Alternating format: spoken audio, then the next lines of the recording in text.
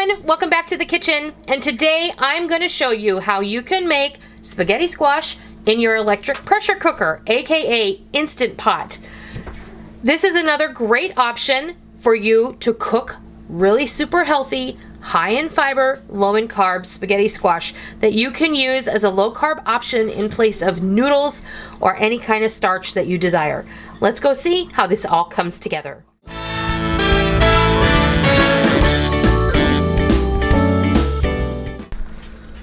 Okay, we are going to talk about cooking a spaghetti squash in your electric pressure cooker or your Instant Pot or whatever brand you have. Now, I'm going to be using my GoWise pressure cooker. That one is a 10 quart. I do have a 6 quart, but this one just has a little bit more room in it, and spaghetti squash can tend to be a rather large vegetable.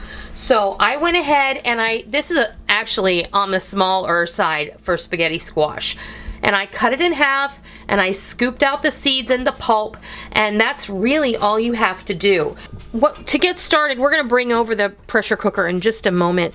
I'm just gonna set these in here. You don't actually have to cut these in half if you don't want to. You can just go ahead and put them in your pressure cooker whole. Right, before you do anything, you want to put 1 cup of water in the bottom of your vessel. And then I do have a rack down there because we don't want that to be directly on the bottom. And our spaghetti squash in, I have a rack. If you don't have this, like this tray, that's not a problem. You can just put it directly on the rack, but don't put this directly on the bottom of your pressure cooker. And we're gonna put our lid on. So what I'm gonna do on mine, I do encourage you to thoroughly read the manufacturer's operating manual for your particular make and model of electric pressure cooker. But today I'm going to be putting mine on vegetables. And to do that, I just hit the select button and I go until it says veggies. But this says 5 minutes, and I want this to cook for 10 minutes on high. And then we're going to let this come down naturally from pressure. And we're gonna allow that to happen for 20 minutes. And then we're going to release any additional pressure that may be in the vessel with our quick release option. So I'll be back when this is ready to open up and we'll show you what it looks like. This is all ready to go. Our squash is finished cooking. We let it come down from pressure naturally. And now we're ready to enjoy our spaghetti squash.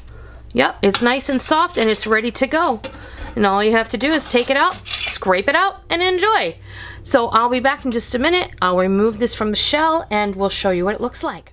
There you have it. Our spaghetti squash is all ready to go. I took it out of its shell, and now, you know, the best part is if your pressure cooker is large enough, you can actually cook more than one at a time, and then you can take it out of its shell and prep it and have it in your fridge. This lasts about a week. Just stick it in a Ziploc bag and you're good to go. You can just pull out your desired amount. 1 cup has 5.5 net carbs, and that's a nice portion, but it is an adequate replacement if you're trying to do something a little bit healthier and stay on track. So that's how you cook it in your pressure cooker, aka Instant Pot. This just adds to your knowledge base on how to cook spaghetti squash. We've cooked it in the microwave, we've cooked it in the oven, and now we've cooked it under pressure. If you love this video, please give me a thumbs up, and if you're new to my kitchen and you wandered on over to see what was what, welcome. Always a pleasure to have new friends join me.